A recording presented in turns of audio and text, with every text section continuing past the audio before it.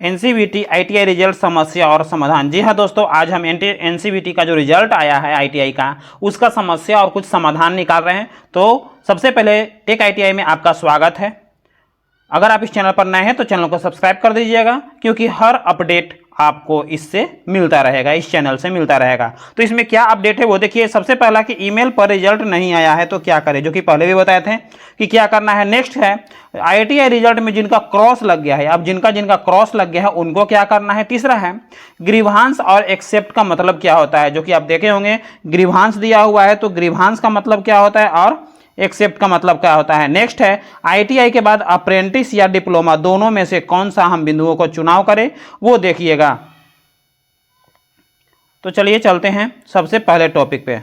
सबसे पहला टॉपिक है कि ईमेल पर रिजल्ट नहीं आया है तो क्या करें। तो इसके लिए जान जाइए, सबसे पहले तो आपको ईमेल चेक करना है कि आप वहां वेरीफाई जो करवाए थे वो ईमेल आईडी आपका सही है कि नहीं है। अगर वो ईमेल आईडी आपका सही नहीं है, कुछ त्रुटि है, तो आप पर रिजल्ट नहीं आएगा। दूसरा चीज, अगर इससे नहीं हो रहा है, चूंकि अभी तो साइट खुल नहीं रहा है, तो आप अपने आईटीआई में कंसल्ट करें, क्योंकि बहुत सारे आईटीआई वाले ऐसा है कि वो आपका रिजल्ट अपलोड ऑलरेडी कर चुके हैं और एक साथ ही बहुत सारे बच्चे का रिजल्ट अपलोड हो चुका है, यानी टोटल बच्चे का रिजल्ट हो चुका है। तो आप वहां से अपना रिजल्ट जान सकते हैं और वहां ये भी त्रुटि साथ साथ क्लियर कर लें कि जो मेरा ईमेल आईडी दिया हुआ है वो ईमेल आईडी सही है ना। क्योंकि बहुत सारे बच्चे ऐसे हैं जो कि बाद में उनका कमेंट आया कि नहीं सर, मेरा ईमेल आईडी में ही एक वर्ड चेंज हो गया था, जिसके चलते मेरे पे ईमेल नहीं आया है।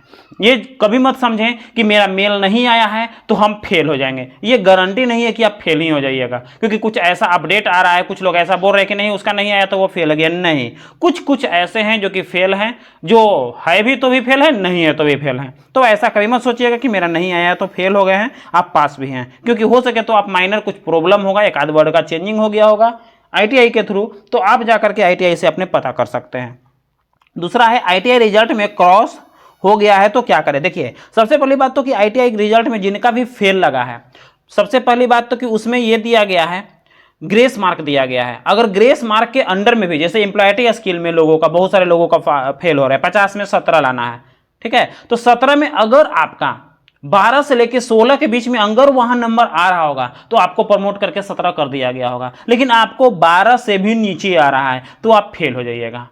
दूसरी चीज, अगर ट्रेड थ्योरी में भी वही हाल है, एक लिमिटेशन है, 33 में पास है, तो अगर 25-26 नंबर आपका आएगा तो आराम से आप ग्रेस दे करके पास हो जाइएगा। लेकिन उससे भी नीचे आएगा तो आप फेल हो जाइएगा। तो यही चीज है, अगर वो फेल हो गए तो उनको फिर से एग्जाम देना पड़ेगा। एक चीज और ध्यान देना है कि मे भी हो सकता है आप 10 दिन तक इंतजार करिए, मे भी हो सकता है कि अगर उसमें भी एक आध नंबर और आपका घट रहा होगा तो आपको प्रमोट करके पास कर दिया जा सकता है, जो कि आपका मार्कशीट जब शो करने लगेगा उसके बाद 10 से 15 दिन, जो कि अभी दिया गया है कि जिस दिन 17 सितंबर है उस दिन सबको मिलेगा, तो उस समय तक इंतजार करिए। हो सके तो मे भी अगर कुछ सुधार करे तो आ भी सकता है, लेकिन चांस कुछ कम है।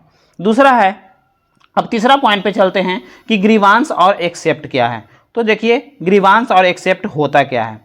सबसे पहले ग्रीवांस में होता है, ग्रीवांस में होता क्या है कि आपको देखना है, सबसे पहला नाम देखना है, उसके बाद फादर नेम देखना है, उसके बाद डेट ऑफ बर्थ देखना है, उसके बाद मदर नेम देखना है। इन सबों को देखना है कि इनमें से आपका क्या क्या चीज़ सही है। अगर सब चीज़ सही है तो आपको एक्सेप्ट करना है, अगर उसमें से कुछ भी गलती है तो एक्सेप्ट की जगह ग्रीवांस करिएगा। प्लस में आपको मार्क्स भी देखना है। अगर किन्हीं को डाउट है कि हमको इतना कम मार्क्स है तो उसके चलते आप क्या कर सकते हैं कि वहां पे ग्रीवांस कर सकते हैं। लेकिन अगर आपको क्लियर है कि मेरा मार्क्स टोटल सही है तो आप एक्सेप्ट कर दे सकते हैं। नेक्स्ट चलते हैं कि अप्रेंटिस करें या डिप्लोमा। आईटीआई के बाद क्या करें, अप्रेंटिस या डिप्लोमा। तो देखिए, अप्रेंटिस है 1 साल का कोर्स, अब 2 साल का आईटीआई, 1 साल का अप्रेंटिस अगर रेलवे से कर लेते हैं तो रेलवे की कोई भी वैकेंसी में आप डायरेक्ट फॉर्म भर सकते हैं।